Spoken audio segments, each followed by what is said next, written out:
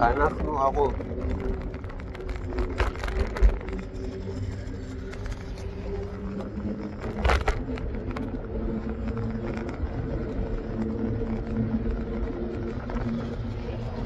יאיר לפיד אומר, אנחנו הרוב.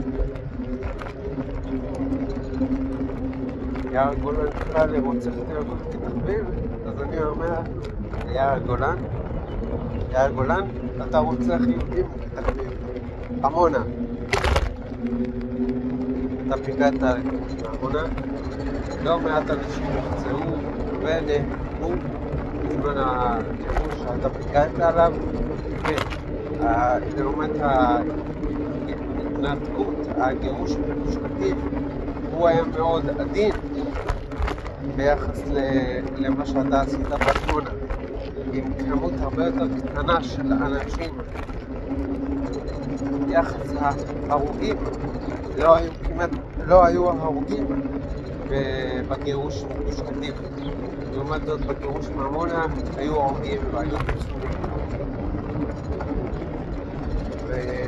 ועם ישראל לא יסלח לך על הגירוש מגוש קטיף. עם ישראל האמיתי, לא מי שאתה חושב שזה, ולא האנשים האלה באקדמיה ובדברים האלה וזה, והמיעוט שבמיעוט, נכון, אולי מיעוט איכותי יותר קצת, הוא נחשב מיעוט איכותי, אבל זה בגלל שאתם עושים לעצמכם באמצעות החיים שלכם את המוקדים החשובים של שיטה בכוח בתפקידים הרלוונטיים.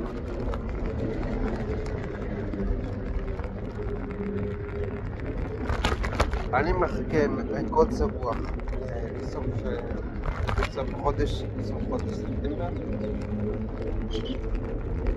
אז היום של תפקוד בריאות כללית ביחד עם הפרקליטות הצבאית יפוג, ותהיה לי אפשרות לדבר ולחשוף את כל המחדל הביטחוני העצום, בין העצומים ביותר שהיו במדינה מתוך צה"ל.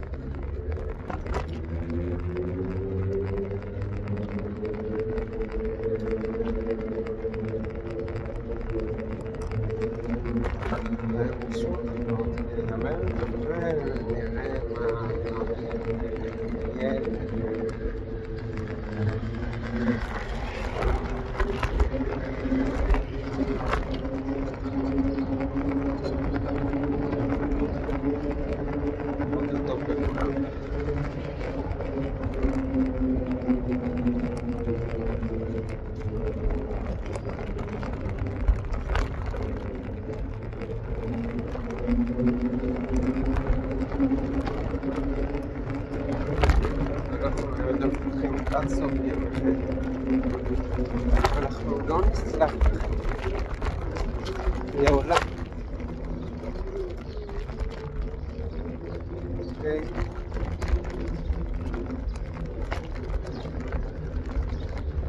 התקופה הזאת שיש כאלה אנשים, מחלתי לכם בלב שלם. אני לא מחלתי לכם בלב שלם, לא מחלתי לכם בשום לב, עם שום לב. אוקיי? אם בכל האנשים עובדים מספיקים לא חמורה, אוקיי? זאת או אחרת, אני יכול לסלוח. אם הם עושים טעות מנהלית לא חמורה, ואתם עשיתם פשעים, והטעות שעשו, ששכנעו אותי, אז אתה הייתם טעות מנהלית פחותה,